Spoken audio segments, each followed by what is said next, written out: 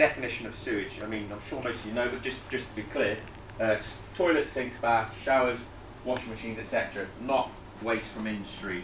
So we're not talking about chemicals, we're not talking about water from a paper mill and stuff like that. We're talking about, you know, stuff that you could use in your normal house or in a hotel and stuff like that.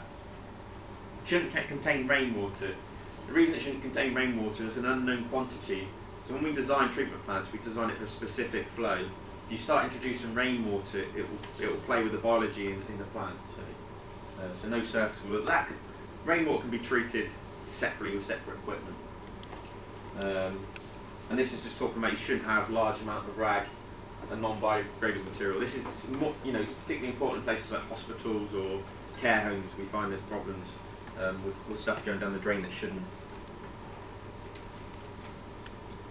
So I'll talk a little bit about how we size in the UK, and a popular thing that comes up when I go to seminars or meetings in Nigeria. There's a thing called British Water Flows and Loads. It's available online if you ever want to look at it, or if you wanted to get in contact with me, I can send you to it.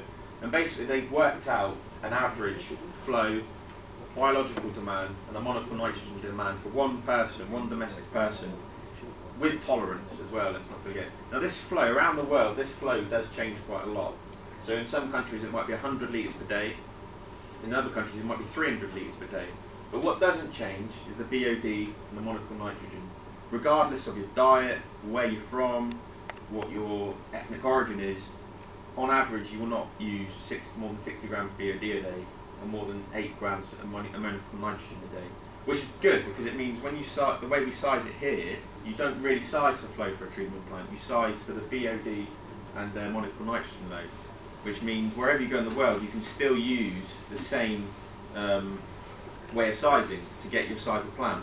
I mean, there's tolerances within these figures. You know, you might go to some place and they say, actually, this is 55 and this is 7, but you know, 60 and 8 it seems to be a pretty good way of sizing. And we have plants working in places like Trinidad, Angola.